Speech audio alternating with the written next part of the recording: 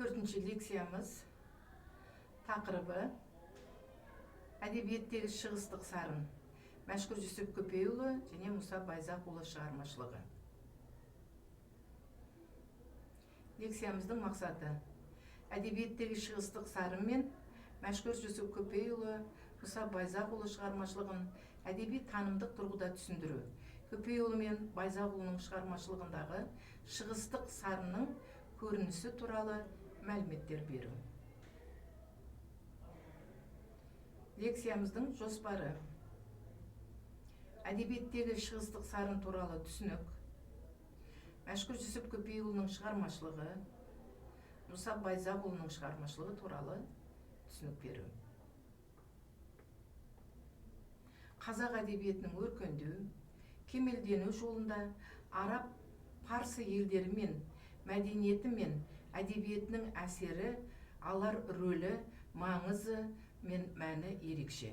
Әсіресе орта ғасырда қазақ жеріне ислам дінімен қатар келген араб, парсы өркениетінің біздің бүгінгі ұлттық әдебиетіміздің өсіп өркендеуіне, көркемдік көкжиегінің көркеюіне ықпалы зор болды деп айтуға толық негіз бар.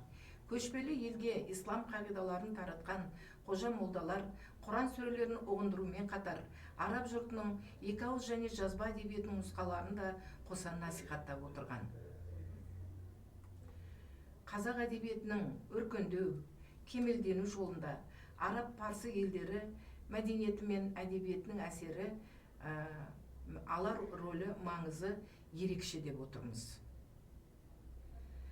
Қазақ әдебиеті шығыстық көркем сөз өнеріндегі жақсы нышанның қай-қайсысын да жатсынбай бойына сіңіре білген. Қазақ әдебиеті мен тілінің әлемдік өркениетке құлаш ұруының, әлемдік мәдениетпен сусындауының және өзгелерге танылуының көрінісі ретінде бағаланады.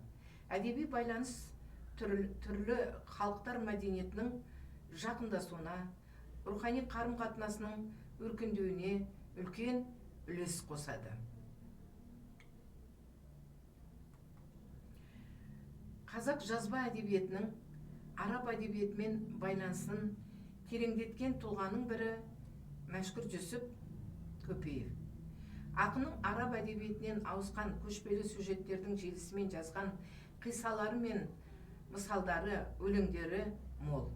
Көпейұлы араб мәдениеті мен әдебиетімен терең танысып, олардың таңдаулы үлгілерін өз шығармаларына арқау еткен.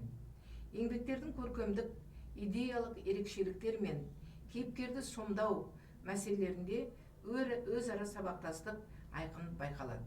Көпейұлы шығыстың классикалық әдебиетіне, оның ішінде араб әдебиетіне Бұхара, Қоқан, Самарқанд, Ташкентте болған кезінде танысып қанығады.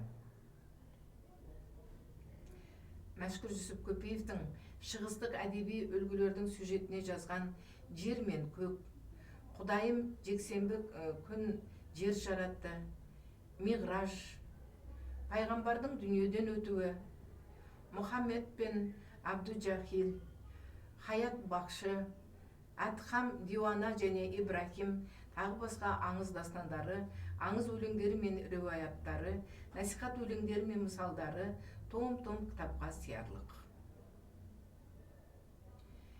Көпейұлының «Миғраж» дастанының да түп негізі ислам дініне, Құран Кәрімге барып тіреледі.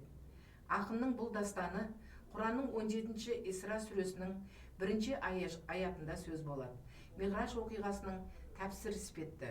Ондағы мәтін бір аятты 124 шумақ өлеңмен түсіндіреді. Көпейұлы «Жер мен көк», «Миғраж», «Мың-бір түн» сюжеттерін пайдаланып, діни аңыздық дәстүрді қазақ әдебиетіне бейімдейді.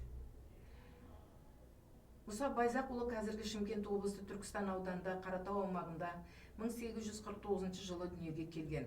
Мұсабек молда Мұса деп те аталған. Оның өлеңдерінде әлеуметтік сын, адамгершілік, әділет мәселелері көрініс тапқан. Мысал өлеңдерінде адамдық пен арамдық, жақсылық пен жамандық салыстырылады. Ақын тышқан мен түйе, жолбарыс пен түлкі, адам мен аюдың достығы сияқты мысалдарын жазған. Бұл шығармаларында сюжетінде шығыстық сарын байқалады.